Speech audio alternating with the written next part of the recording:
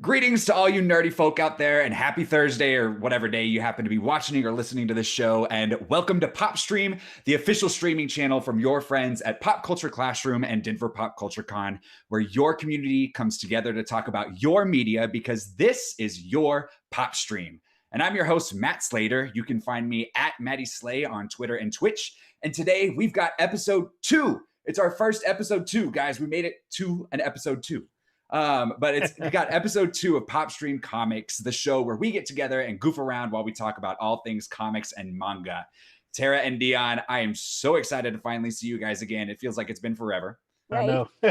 Time has no meaning in 2020. Nope. Tara, I love your look today. It's gorgeous. Thank you. Yes. Who I'm sure we'll get into it, but who are you portraying today? I am Death from the Sandman, which is a costume I've been doing for a long time because Nice. it's very comfortable at cons. So when I'm working booths, she wears a tank top and jeans. Easy, right? Yep. Yeah, I like that. So good to see you guys again. Glad to have you back for episode 2 of PopStream Comics. And today we are also joined by Wayne Winsett, owner of Time Warp Comics in Boulder, Colorado. Wayne, thank you so much for being here with us today. How are you doing? Thanks for inviting me. Yeah. You're in the comic shop right now, so we might hear some of the goings on at the shop. Is that right? It's very possible. It's kind of a quiet Thursday afternoon, but we'll bring gonna some come life into the shop. waves most of the time. So Nice. Excellent. I don't care about life. Just bring me company. Well, later on today, we're going to jump into the topic of the show, which is a double header this week. We're talking Sandman and Locke Key. It's the spooky season. It's Halloween. So we're talking a couple of our favorite horror, quote unquote, horror comics. We'll talk about Sandman and how that fits in there. But first, if this is your first time joining us on PopStream, let me tell you how it works. We are live every Thursday at 4 p.m. Mountain Time on any platform you can think of.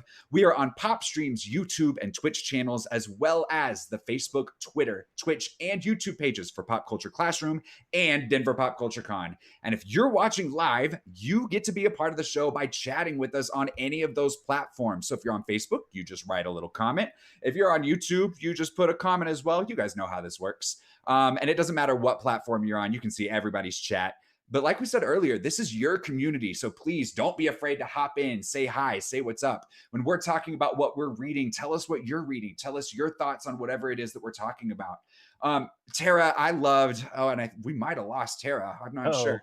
But we'll get her back. Yesterday, Tara made a beautiful comment. You know, we're talking about con and how PopStream kind of relates to con. And we have our shows that are the workshop and the Denver Pop Culture Con flashback, which is kind of like being in a panel room at con. Whereas this show, the AV show or the AV Club and this show comics is more like being at lunch, like meeting up with your friends in the cafeteria, meeting up with your friends in the hallway and having those types of conversations.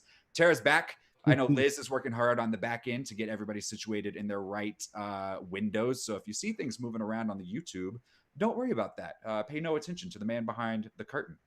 But like I said, we'd love to hear from you guys. We're just having a cool conversation here. So get in the chat and let us know your thoughts on Sandman and Locke Key.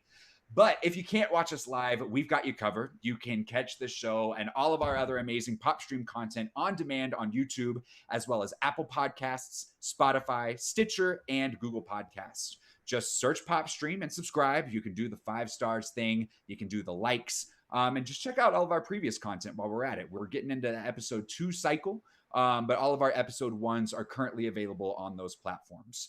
But like I said, this is PopStream Comics. So we've got myself, we've got Tara and Dion for every comics episode. And of course, we've got Wayne. And I want to know a little bit about you, Wayne. So who are you? What do we need to know? Well, thanks for asking, Matt. I'm Wayne Winsett. I own Time Warp in Boulder, and we just celebrate our 36th anniversary here.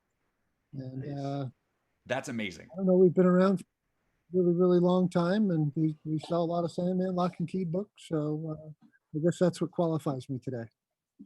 I mean, being around for that, not to out myself, but that's longer than I've been alive. So kudos to you guys. How would you describe Time Warp Comics? What makes you guys unique?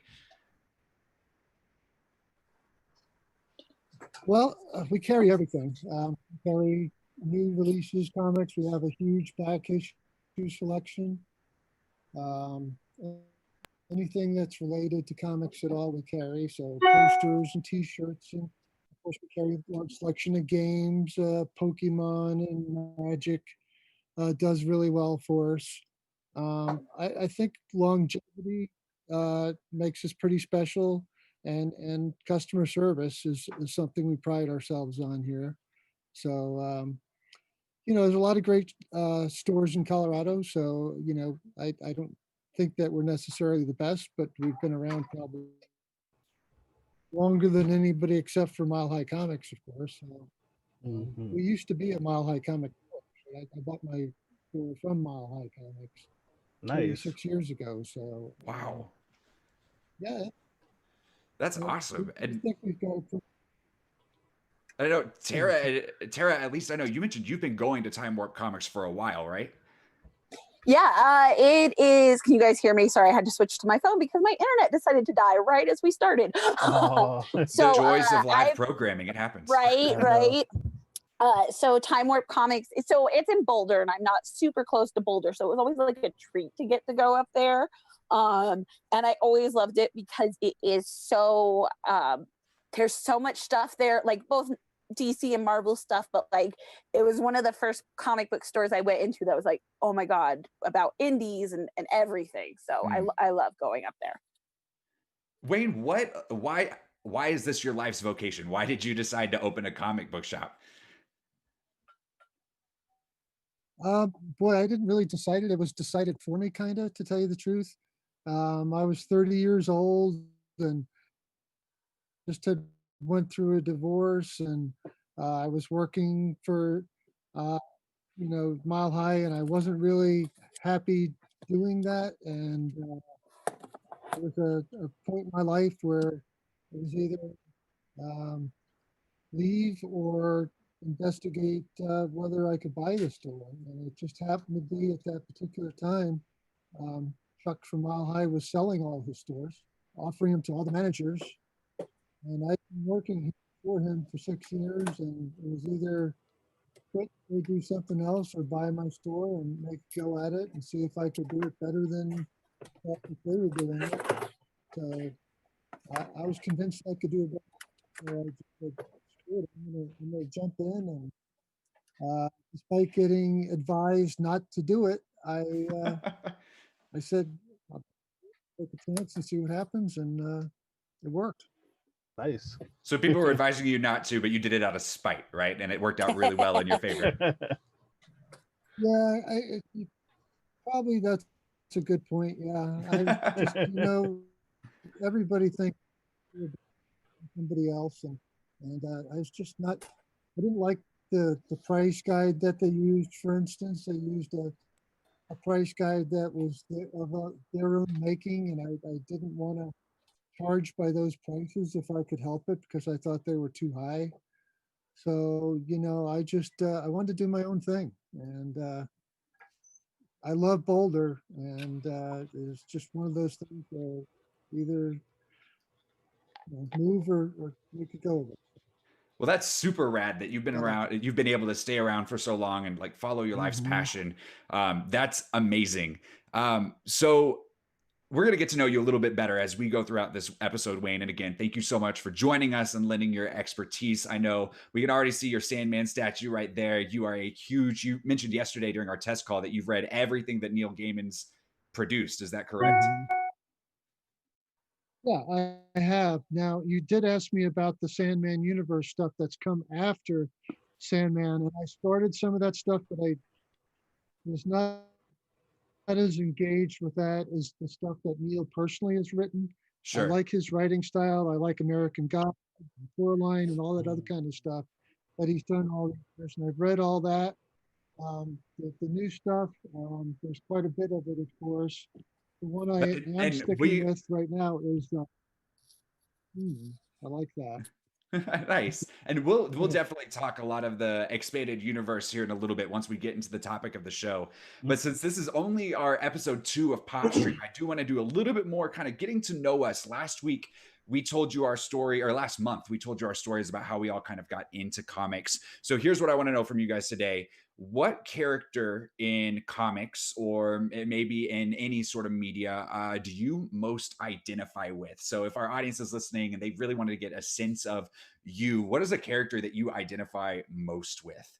And Dion, we're going to start with you. Sure. Um, a long time ago, I probably would have said Goku from Dragon Ball Z, but that's not really true anymore because I'm not really doing martial arts or anything anymore. So I'd probably say Luffy from One Piece. Okay. And the main reason I identify with Luffy is because he kind of went around and like gathered a bunch of different people into kind of like this makeshift family. And it's kind of what I did too. Like I gathered my friends from all different corners of the globe, and now we're like pretty tight. And also the whole like never giving up kind of attitude that he has. And I'm kind of the same way. I don't give up, and I can stretch really far. No, I'm just joking. I can't do any of that. I'm actually very That's your inflexible. superpower. I need to Stretch start doing Armstrong over yoga. here. I know. There you go. Tara, what about you? What character would you say you identify most with? So kind of like Dion, I want to say it's Sailor Moon, but that's not really right. So this is the character that I connect to most, which is Hiro from Cardcaptor Sakura. And like he is both this mix of like this cute little, sarcastic, lazy sort of helper, like he's always helping her, but also is like at the same time very serious and devoted and stuff. And I don't know, I'm Kiro. Nice. I love that. Wayne, what about you? Who would you identify with most? I would have to say Peter Parker, Spider-Man. Yeah, why is that? I was picked on a lot in school. I was a nerdy kid. I wasn't as smart as Peter Parker or Spider-Man is, but definitely was a long, tall, skinny kid. I was nicknamed the Mad Stick when I was in school. Followed me all the way through high school because I was just tall and skinny, and I played football, and but I used to get on quite a bit and run over on the football field and all that kind of stuff. So I really identify with the nerdiness of Peter Parker as Spider-Man. That's Wayne. Do you play video games at all by chance? I do not. Back in the day, I played Atari, that kind of stuff. After that, I don't have time. There's so much to read and all. I just don't have time for games. Yeah, at first I thought you said sorry, like the board game, but then I realized you said Atari. And I was like, that's a whole different realm. That's excellent though. I asked because the Spider-Man PS4 game is excellent. They're coming out with the new expansion here, Miles Morales, which I'm so excited for. I got to get my hands on a PlayStation 5. I've struck out so far on all of the pre-orders. I'm hoping we'll get there. I would have to go with, I think, currently Eric Biddle from the comics Check Please by Ngozi Ukazu, because his character is gay and goes to university, so it covers his kind of time at university, and he has an ice skating background, is from the South, but then is playing for the hockey team and is in a very masculine, environment, but he loves to bake. And so I'm also from the South. I'm also gay. I don't do sports. That's probably where we disconnect. But the whole kind of balancing, who you are and the feminine and the masculine, especially when you're coming into a new group in college. I just really love the way that she portrayed his character. It's an excellent read. So with that, Ed, I'll kind of ask, what are you reading right now? And I just want like one quick hit. What are you guys reading right now? And we'll go back to you, Dion, first. I'm actually reading a book called Caldera, which was drawn by a friend of mine, Suzanne Hilmig. And it's basically kind of a fantasy story, centered around like this fantastic world. But yeah, if anybody is like interested in like, fantasy kind of environments or books, I definitely recommend Caldera. Excellent. Tara, what about you? What are you reading? I am brushing up on some of the basics and reading Making Comics by Scott McCloud, which Oh, is nice. a comic book about how to make comics, and it goes Yeah. really in depth into super nerdy, artsy stuff that I just eat up with a spoon. The oft recommended, often referenced. Yep. That book comes up all the time. Wayne, what are you reading right now? Well, I'm not reading any real books, not prose books. I have time to read comics pretty much. This is a comic show. That's great. Somebody's got to do it. We do a lot of tours in here for the college students because there's 2 graphic novel courses. So I get this question asked a lot, and my standard answer is pretty much I'm a men in tights kind of guy. And so I read a lot of the stuff like Spider-Man. I love Batman, for instance. I'm enjoying the Dark Knight metal stuff that they're doing with DC. I love Hulk. So it's more of the superhero stuff for me right now, and that's what I keep up with mostly because that's what we sell here more than anything else is the superhero stuff. We carry everything. Yeah, nice. Superhero stuff. It's food on the table. You said Men in Tights, and my first thought was Mel Brooks, Robin Hood, and like the song that they do, like, yeah, tights. See, you got it.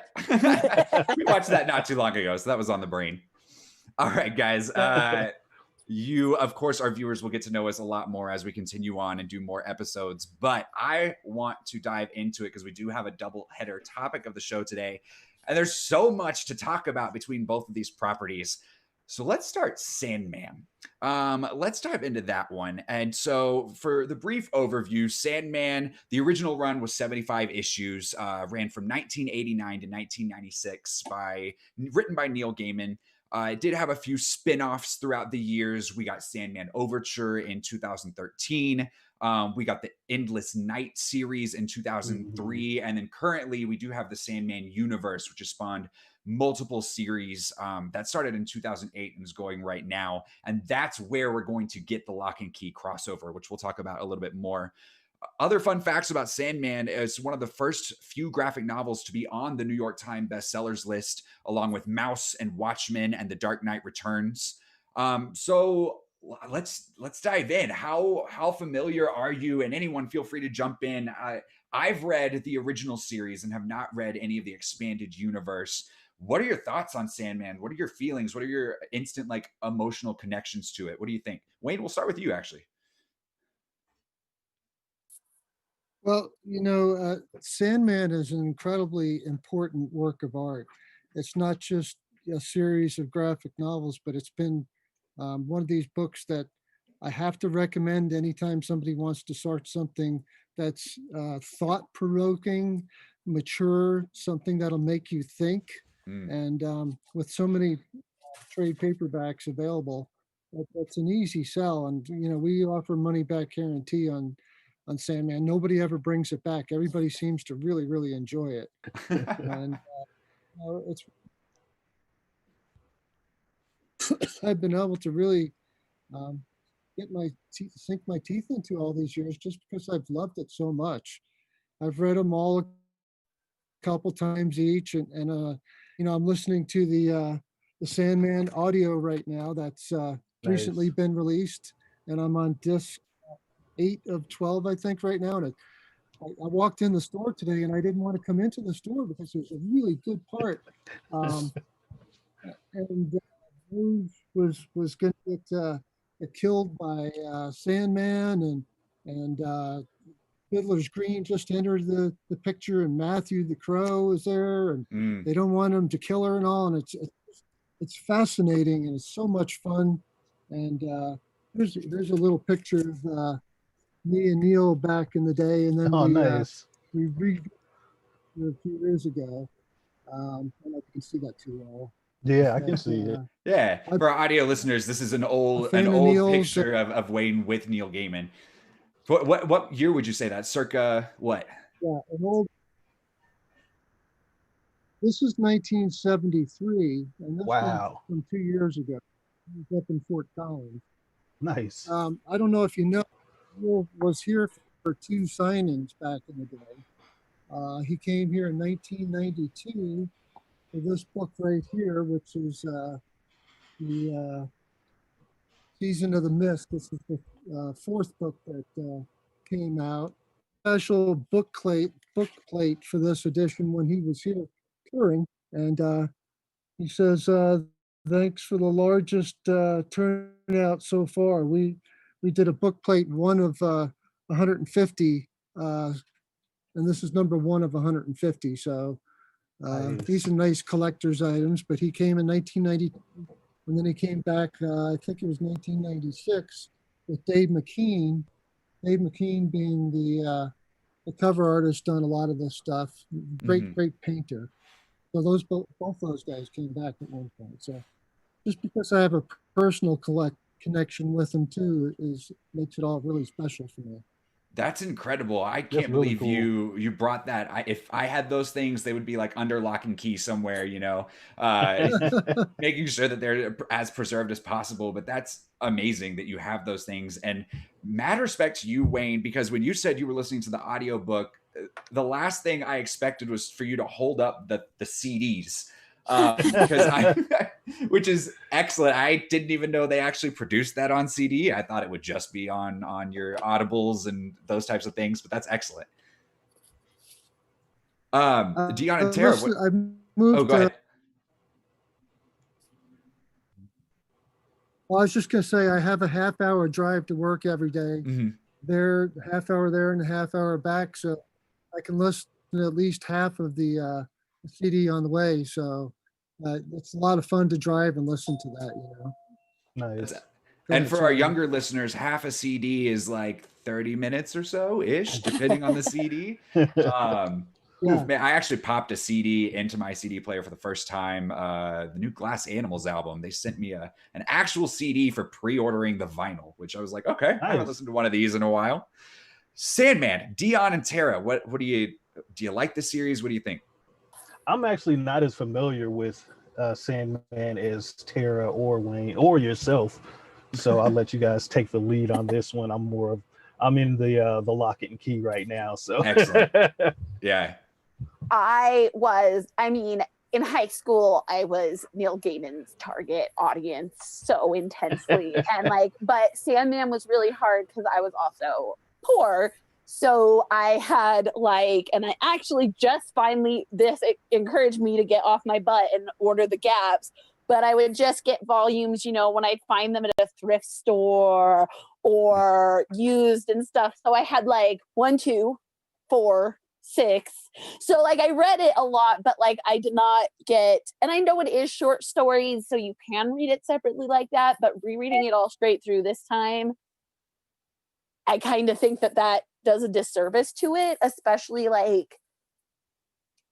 the small details. If you're not reading it back to back and to back, you can miss that oh, this character was referenced before, this ties into this story before.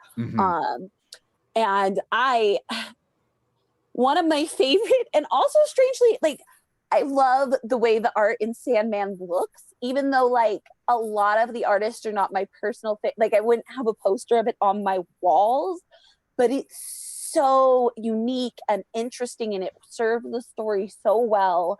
And it also is so this and some other works that Neil Gaiman did for DC, Black Orchid, I will fight people about comics not being art, and Sandman's probably one of the biggest guns in my artillery of being no, you cannot look at this and just be oh, this is an MCU, and I still think it's the easiest one. All of the references that it makes to classic literature, and things it's how I don't see how anyone could read it and not black and white that it is fine art that you can then, and then once you break down that run, you can go okay, now that you've broken down this prejudice of comics, let's talk about some other stuff.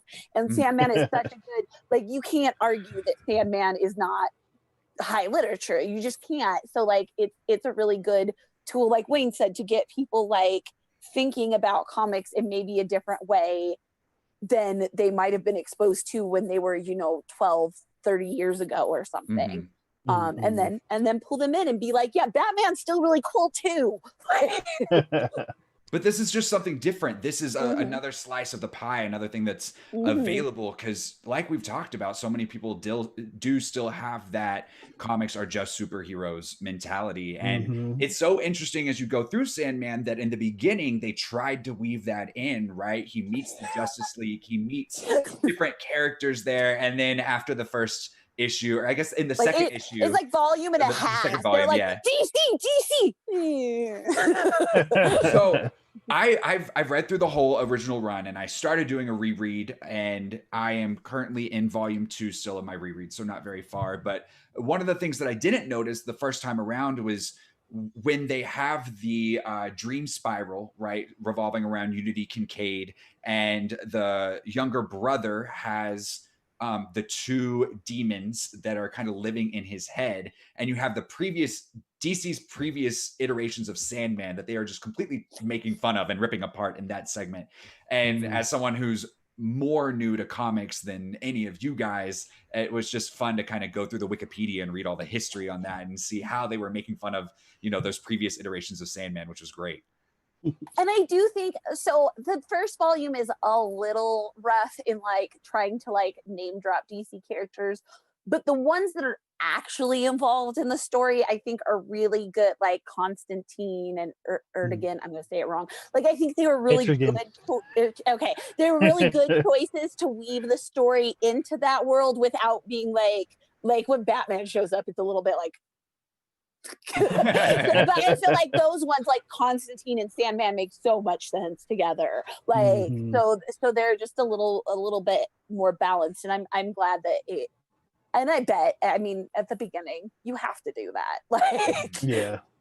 Well, and that's when you tie into that it was originally a horror comic, which is why we're kind of talking about it today. And I feel like, and again, I haven't read the whole original series in a while, but I feel like the first 2 volumes, especially volume 2, when you have the Corinthian really heavily involved, that it is much more of that horror element, and it kind of loses that as you go forward.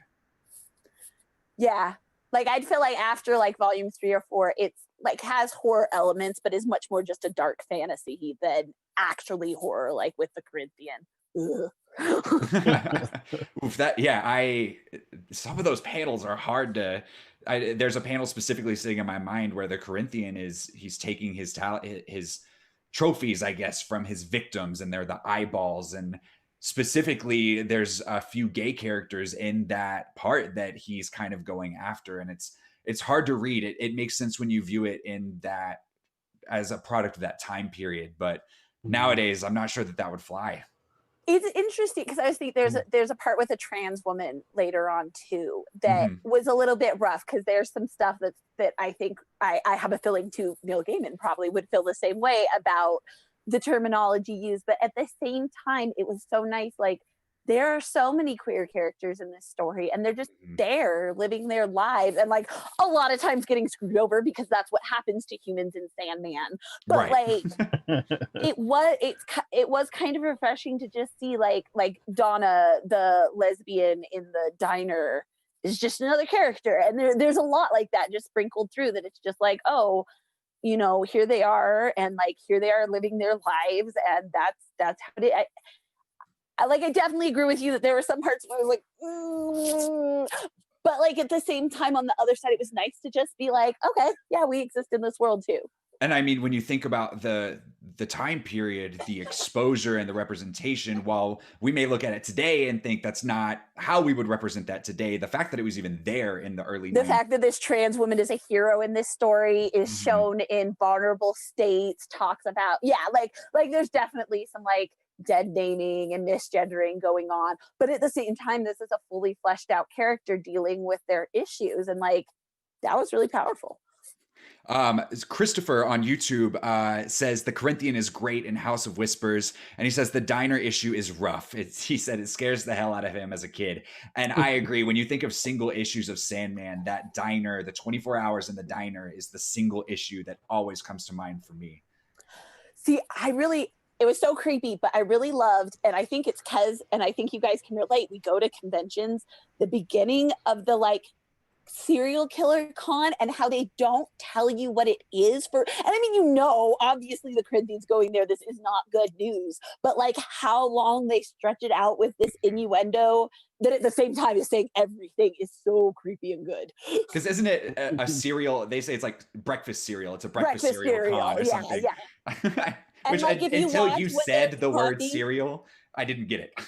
And if you read the panels, like they're all talking about non-related stuff, but everything's like, oh man, you know, the Yankees really murdered the Cubs in that game. And oh, I would kill for a soda. Like there's all these very like violent words in it.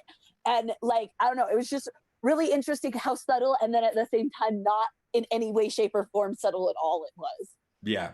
Rhonda on Facebook is also sending us her love. So thank you, Rhonda. We appreciate that. And we will get back into the Sandman conversation more as we start to talk the crossover. But before we do that, I do have a couple of things from Pop Culture Classroom and Denver Pop Culture Con that I want to share with you guys. So Pop Culture Classroom, the educational nonprofit behind Denver Pop Culture Con, has opened registration for a new series of virtual boot camps where you can pick up a new hobby or take the first steps to becoming a professional in the arts. Our Photoshop bootcamp is already underway, and that's actually being taught by Dion himself. That one's started already, but if you're looking to learn more about Dungeons and Dragons, comic book creation, which Tara will be teaching, or streaming and content creation, which I'll be teaching, this is your opportunity to learn from the professionals and build community. Classes meet virtually once per week for 5 weeks. And in addition to getting instruction from professionals, you'll also get curated resources and activities to help reinforce skills between classes. And best of all, you'll get to build community and make new friends with learners just like you. These classes are for ages 16 and up, and there are a limited number of scholarships available. And because they're virtual, it doesn't matter where you live. The magic of the internet will let you participate from anywhere. And finally, this is new. If you are a PopStream listener, we like you a lot. So you get 15% off of our camps. All you have to do is use the code PopStream when you check out, and that will get you 15% off of your registration fee. You can learn more about these at popcultureclassroom.org/camps. But that's not all that we've got going on, and this is something new for you guys as well. Pop Culture Classroom and Denver Pop Culture Con recently announced PopSCREAM, our online virtual mini-con starting Thursday, October 29th and ending Saturday, October 31st. So beginning that Thursday afternoon, we'll have a variety of guests and sessions, such as award-winning author Stephen Graham Jones talking writing techniques and his newest novel, The Only Good Indians. We've got comics creators from publisher Scout Comics demonstrating how they create horror comics. Disney artist Greg Guler talking about animating Phineas and Ferb's Halloween episodes. And we've even got a G.I. Joe watch along with Dr. Mindbender voice actor Brian Cummings. So you can look for more details soon across Pop Culture Classroom and Denver Pop Culture Con's social media pages, as well as popcultureclassroom.org/PopScream. I was told by my team that we are releasing the schedule today. So definitely go check out the website, check out our social media, and make sure that, or you can see it scrolling across the screen right now. That is our schedule for PopScream coming up at the end of the month. All right. So we talked Sandman. I want to talk Locke Key. So Locke Key, published between 2008 and 2013 originally, the 6 volumes that make up the main story. And then we've had multiple spinoffs since then, all the way up through now. And the Hell and Gone series, which will be starting, that's the crossover. And then currently we've got In Pale Battalions Go, I believe is what it's called. I actually just read the first 2 issues of that this morning. And Wayne, for our audio listeners, Wayne is holding up his collection of Locke Key comics. Wayne, you came prepared today. I love it. Nice. I mean, he has a little bit of an advantage, I gotta say. I heard. All right. So Dion, you said earlier that you're all up in the Locke Key. What do you think about the series? Yes. So one of the things that I loved about Locke Key is it kind of captured that that kind of childhood adventure kind of tale, almost like the old school like Goonies or what was the other one called? Stand By Me. The old school like Peter Pan movie. Yeah, even Stand By Me. Mm. And I really appreciated Hook. the writing in that book. Yeah, the What did you kids just say, like Tara? I banding think you broke together. up a little. Yeah, yeah. So I think Tara, that you referenced it Hook, really right? Was that the old school Peter Pan that you were talking about, Hook? captured my imagination. Yes, Hook. Exactly. With Rufio. Rufio. Uh-oh, it's saying my connection is unstable. Oh. I think we got you back. You were a little shaky there for a second. Tara, Wayne, what about you guys? How much of Lock and Key have you read? I read all of it once upon a time and then Can you brushed guys up. hear me? Okay, cool. Yes. Brushed up on volumes 1 through 3 right before this. I started reading it because I'm a huge Stephen King fan. So it was recommended to me because Joe Hill, Stephen King's son, and this story particularly. I be blasphemous here and say I think he's a better writer than his dad. I think he's honed, or at least definitely at comic books. Yes. No Stephen King comic books have ever impressed me very much. Coming at I you feel with the like hot takes here, guys. I know, and I love Stephen King, so that's coming from a place of love. But I feel like he's home. Like looking at Lock and Key, there's a lot of things that you see, tropes you show up seeing in King's writing, and I feel like they come together a lot more in Lock and Key, where Stephen King is very open about the journey and not the ending, which is great sometimes. And sometimes I'm like, okay, but you just made up. and like I feel like with Lock and Key, that's not true. Like everything that happens is so well woven together without being like cheesy amounts of woven together. Like everything happens for a purpose. Everything is meaningful to serve the story. The art is like so well suited for the story and expressing those really characters. Yeah. I didn't like it at first, Me but neither. then as I went in, I was like, no, this is perfect. I opened it and I was like, ew. And then I started reading it and I was like, oh. Yeah, it makes Which is kind of what happened with Sandman, I'll be honest, too. Is I was like, I don't know. And then I read it and I'm like, oh no. Oh, yeah. Well, in Sandman, you have to get used to like the art style changing out pretty often and Dream being shown in extremely different ways. This one, the art style, I don't know, you guys can probably describe it better than I can, but there's something slightly jarring, but the fantasy element and for some reason the way that the faces are drawn really come through for me with the content that the book is covering. Everything's so expressive. Everybody's so expressive in it. And like you compare it to Sandman, where like Sandman is a lot more about like body language and landscapes. And then like Lock and Key is so, and that makes sense because it's about these characters and how they're changed. Like I'm thinking of the big panel where you can see in his head and everything. And like it's so clean and detailed and expressive that you can read everything so well. I don't know. It's the perfect, both of them have unexpectedly perfect art for them. Super detailed art too. And this one, whereas the artist is go ahead, Wayne. Rodriguez, in case anybody's. I was just saying the artist's name is Gabriel Rodriguez, and he's drawn all of them. So yes, at least you have a style that's stable the whole run through. That's really good too. Really, really enjoy. And like even throughout said that. Yeah, even throughout the majority of the spin-offs as well, it's still remained constant. I think that, and you were saying it's detailed. I think what's so strong about his art is everything is so detailed, but also at the same time so clear. And that can be really hard. A lot of times when you're making illustrative art, you're kind of weighing between like detail and being able to get across your message. And I feel like he was like, no, both, and made it work. And whereas Sandman kind of gets less horrific as the series goes on, the Lock and Key comics, at least, are a bloodbath throughout most of it, and especially as you get to the end. And I know we definitely have some feelings on the TV show. That is, I think, specifically talking about bloodbath. I think so. I only watched episode 1. I'll be fair, and then I got bored. And I think part of the problem was the comic starts with this horrific demon-led home invasion where the kids have to literally fight their way out. And then in the TV show, first it's something kind of unconnected, and then it's like, not that getting shot, like, not that I don't want to be like, and that was fine, what are they whining about? But like, the difference between seeing your dad shot by a student versus like 3 people invading your home and trying to chop you apart, like, that's really different energy to start with. And I think from there it just they didn't capture the same energy at all. No. It was pretty sad that I don't know why they made some of the choices they made.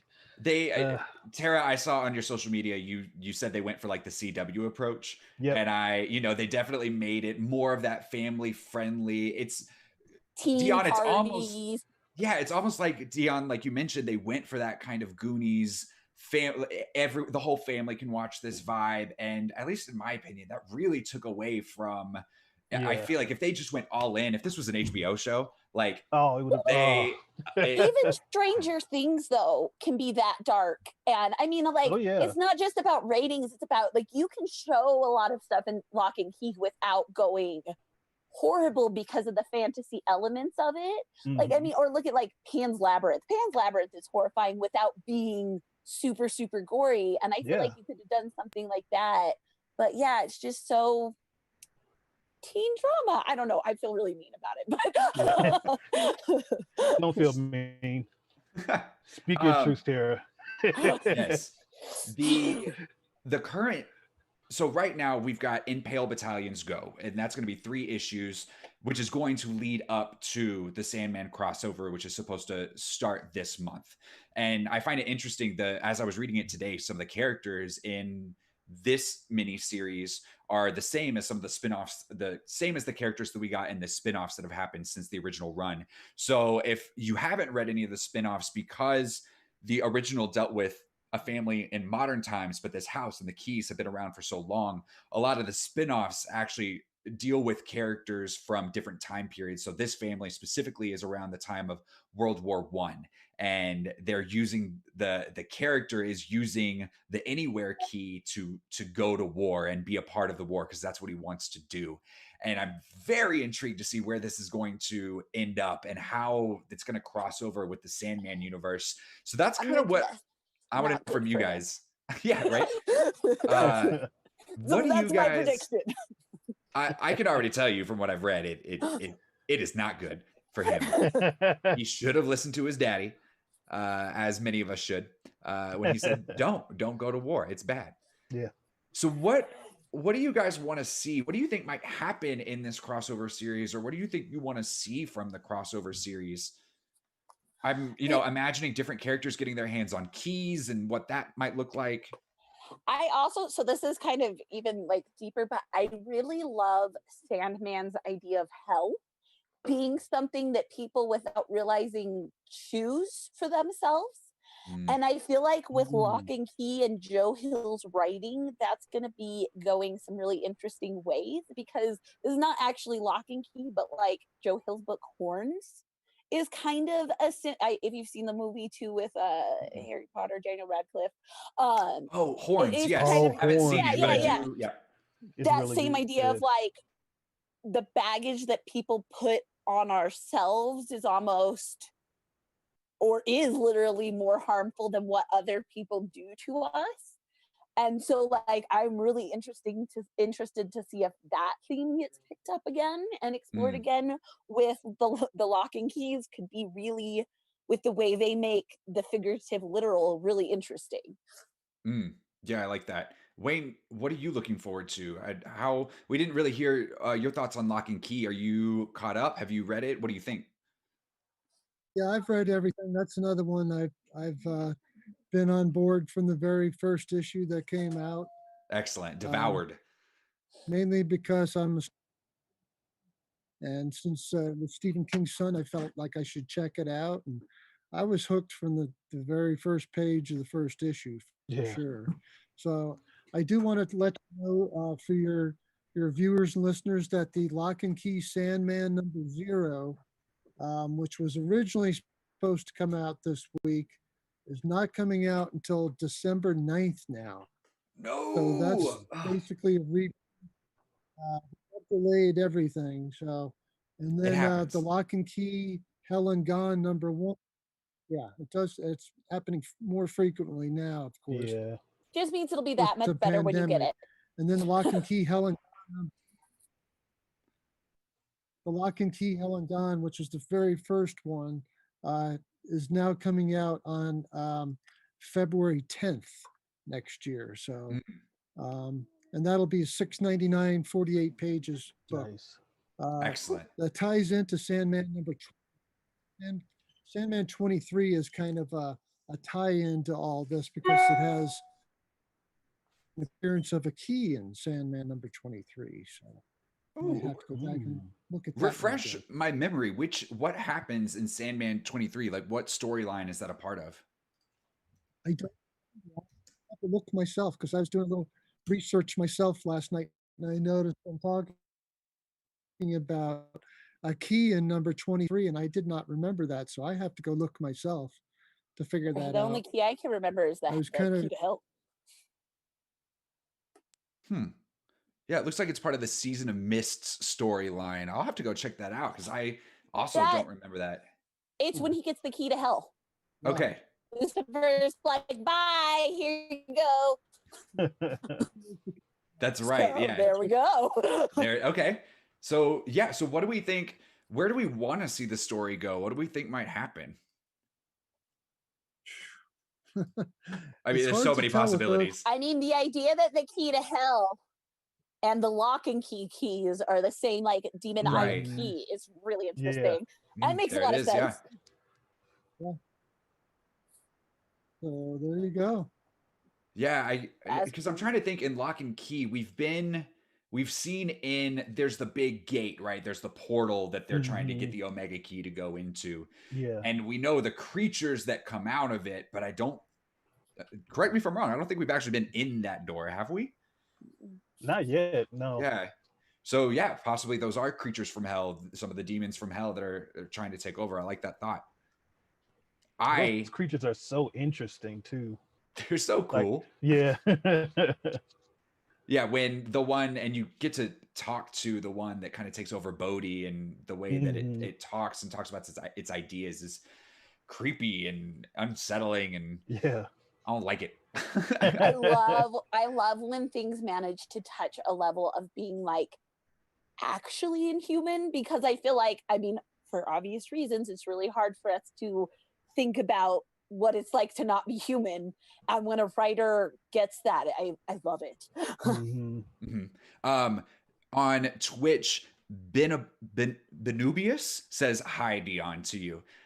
They say what's up, Dion, specifically. So thanks for watching, Benubius. So here's what I want to do next. We're just going to have a little bit of fun. We are going to rank the dateability of the Endless within Sandman. So if you're unfamiliar, in Sandman, we have the 7 characters that are the Endless. So they never die. They're always present throughout the world. They're depicted in a really cool way. Liz has pulled up a photo there of all 7 of the Endless, but we've got Dream, Destiny, Death, Desire, Despair, Delirium, who used to be Delight and then transitioned into Delirium throughout the Sandman comics, and Destruction. So here's what I want to know. For each of these characters, I want to do a brief, like, what are their good qualities? Why would we not want to date them? And then at the end of this, we're going to get a super official, definitive rank of how we would date, or who of the Endless we as a group would like to date, which is a little bit weird in and of itself, but hey, we're just here having fun. I'm sure that the Endless have had weirder dating situations, honestly. Desire for sure. Right? So let's start with Dream. What are some qualities that you might see as good and some qualities that you might see as bad? Immediately, Tara's giving us the thumbs down for the audio listeners. He's Tara. beautiful. Yeah. He is beautiful. He sent his girlfriend to hell for 10,000 years because she told him no. That is an instant, like, -20 for me. And it's so funny because Wow. in volume 1, when he goes to hell the first time, that's when you first meet that character just briefly, and then they flesh that out in volume 2, and you're like, oh man, you kind of suck, Dream. Like, And Season of Mist. That's why he goes to hell. That's why he gets the key, is because he's going to fix, which at least he's going to fix her after having perhaps the most dramatic, like, 1 second, I have baby a fit. knock at the door. Like having the most dramatic baby fit when his sister called him out on being a jerk. He's like, no. Okay, that's fine, I guess. Positives, according to Tara, he's hot. He's hot. Negatives, his emotional what do we call that? Emotional intelligence is not quite there. So Tara, if you were gonna rate the dateability of Dream out of 10, what would you say? I don't know. He is really pretty, so I think that still bumps him up to 2. Even from the negative 20, he gets like, what would that be, like plus 22? Because he's really pretty. 2 out of 10. He do some cool things. Wayne, if you had to rate the dateability of Dream 1 to 10, what would you say? Wayne's well, like, why are you making me do this? I'm not into the dating mode right now, but he for sure he'd be at the top for me of all of them. I mean, I do love Death. There's no doubt about it. She is my sort of favorite character because I like how she interacts with everything, and I like how she's tortured so much. But Dream is still my favorite character. There's no doubt about it because he's the king. Who doesn't want to be the king? And I think inarguably of those, I'll give him a 10. I like that. Arguably, Death of all of those, I think, might be the most dateable for sure. 10 out of 10. 10 out of 10. Definitely the most down to earth.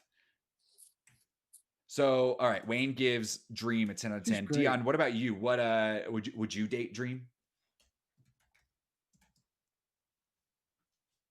Oh, we might have lost Dion. Oh, I think we lost Dion. We lost him. So Dion gets a 0 out of 10 for Dream. I don't know. I'd probably give him like a 5. Like, he's got some flaws, but if he can help me sleep better, I think that's a pretty big perk. Oh, that's a good point. That might get him up to 5 for me too.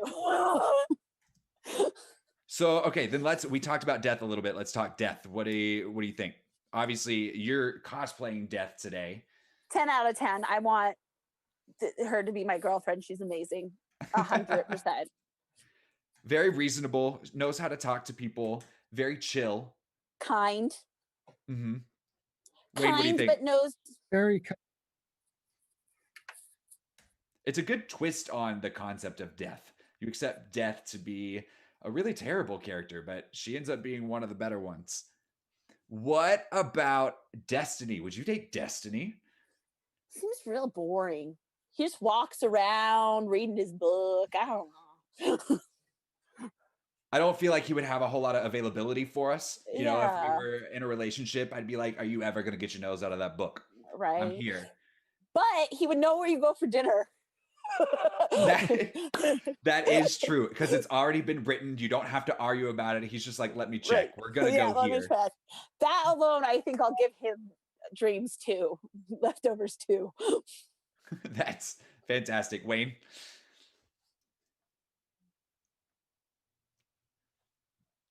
I agree with Tara. I just think he's such a blasé character all in all that I don't really have any, certainly don't have a desire to date him, that's for sure. I don't think I could date him exclusively. It'd have to be like, yeah, we could room together maybe, but. All right. What about Desire? Desire is so interesting in this book because Desire is all genders, and Desire is also very cheeky and plays pranks and things. Right? Like, they would be so much fun to date, but it would also be like the worst relationship of your life. You'd realize, like, as soon as you were done, you'd be like, oh my God. But I still think I'm going to give him like an 8 because it would be the best time of your life also. I mean, there would definitely be some benefits in the bedroom. That's for sure. Okay. How about, this one's interesting. Delirium and Delight, or Delight turned Delirium. I feel like you would always have a good time. Yeah. I don't know. I would say like 6 because you'd have a good time, but that's a lot of baggage. It's one of those, like, you never know what's... any of the endless are like baggage free, but it's like, hey babe, I'm just trying to ask you a straight question. I need a straight answer, and you're not going to get that. I need a straight answer, not a bunch of floating fish, honey. Right. Can you please go do the dishes? And they are in the dishwasher and, just having a good old time. Yeah. You open your dishwasher and there's like balloons and you're like, okay, cool. This was not what Awesome. I needed. It'll keep you on your toes for sure. Despair. I can't imagine anyone really wanting to date Despair. Nope. That's 0. That would have to be at the bottom of the pile, right? Yeah, we could go down to 0 for that one. Yeah, there's not really many redeeming qualities to Despair, especially portrayed in this book. And then I gotta say, Destruction is daddy. I mean, yeah, I see that. I can definitely see that. Who's your He is a handsome man and or a handsome entity, spiritual entity. And I'm trying to remember because you don't really get to meet him until a lot later on in the book because he's removed himself and then finally they have a coming together. He seems like a pretty chill dude. I mean, like, I would probably want to peace out if I had those kind of responsibilities on my shoulder for some like alone time every now and then too. So yeah. I respect that he's able to see like I gotta go, y'all. I can't keep doing this. Mad respect for that. He's got all that emotional maturity that Dream does not have. Yeah. So, okay, here's where our ranking stands at the moment, just kind of taking our thoughts and putting them together. So I think at the top would be Death, kind of undisputed. Underneath Death, I think it might be Destruction based on our conversation here today. And then from there, we've got kind of a tie between Dream and Destiny. I think Dream probably wins out. Yeah. Okay, and then, so I think that'll solidify it then. So the official PopStream ranking of the dateability of the Endless. Here we go. At the very top, the most dateable, we've got Death. Then after that, we've got Destruction. Then we have Dream, because he's kind of an emo kid. And then Destiny, because Destiny's kind of boring, but again, can make decisions for you. And it's really nice to know what's going on. Then we have Delight and Delirium. It would always be a good time, but you never know what to expect. And then Despair. You just can't date Despair. No, I'm sure there's some qualities in there, but it's going to take a lot of getting to know you to figure out what the good ones are. Wayne, do you think does this list settle? Does this jive with you? I agree with everything. Yep. Excellent. So there you have it, folks. If you were going to date the Endless, that is where our suggestions would be. All right, excellent. Wayne, you have been so wonderful. We're throwing you weird questions like which comic book characters would you date? Thank you so much for being on this episode of PopStream. We really appreciate you being here. Is there any last plugs that you want to give for Time Warp Comics? Well, let's see. Last month was our 36-year anniversary. We had sales and all kinds of stuff there. So there's not really anything going on here until there's Halloween Comic Fest. So we have a few exclusive figures and things like that we'll have for that. And then we'll be getting ready for the holidays with Thanksgiving. Small Business Saturday is Thanksgiving, Black Friday. And then we'll be getting ready for Christmas. So we sell a lot of gift cards and stocking stuffers and things like that. So I know it's warm out and it's hard to think about the holidays right now, but they're right around the corner and, we're here for you. And we've got Sandman and Locke Key in stock all the time. Excellent. If you are intrigued by this conversation and want to pick up come on down. So for all of your comic needs, one of the many places in the Denver, Boulder area where you can find your comics, Time Warp up in Boulder. Thank you again, Wayne, for being with us today. We really appreciate you goofing off with us here. So for everybody else who's watching at home, next week on PopStream, we have episode 2 of the PopStream workshop, where we will have cosplayer Magnus Rose joining us to give us a little cosplay demo. And then next month, for the next episode of PopStream Comics, we're talking family. We're talking family matters, which is kind of a little bit of what we talked today with the Endless, because they're all family. But just in time for all your holiday gatherings, we're going to talk about all the different ways that comics and manga handle family and can maybe give us tips and pointers to how to talk to our own families. So if you enjoyed this content today, a couple ways that you can let us know. First of all, we've got PopStream at popcultureclassroom.org. That is our email address. If you've got an idea for a topic of a show, a question that you'd like us to answer, or a thought about something that we talked about today, hit us up. Again, that's PopStream at popcultureclassroom.org. And of course, you can like on YouTube, wherever you're watching right now, whether it's live or whether it is on demand. If you could go to our other services and give us a like, give us a 5-star review or a subscription, that really helps us out with the algorithms and getting the word out there. We are still a new growing show, so that would help us a lot and we would really appreciate it. So subscribing to PopStream would be excellent on any of those platforms. Finally, we are a nonprofit. Pop Culture Classroom, the organization behind this podcast, this streaming show, and behind Denver Pop Culture Con, is a nonprofit. We are always working to do good work, whether it's that's releasing history-based comics like our issue on the Electoral College that you can find for free on our website, or whether that's going into classrooms and community centers around the Denver metro area. Any donation that you have supports our work. It helps make Denver Pop Culture Con happen. So we would really appreciate that. You should see a donation link on your screen right now or after this stream. And that would be really, really helpful. Thank you guys for joining us today. Thank you for joining us live if you watched live, or catching us on demand. You can find all of our excellent PopStream content. We'd love for you to check it out. So until next time, this has been your PopStream. Take care of yourselves, guys.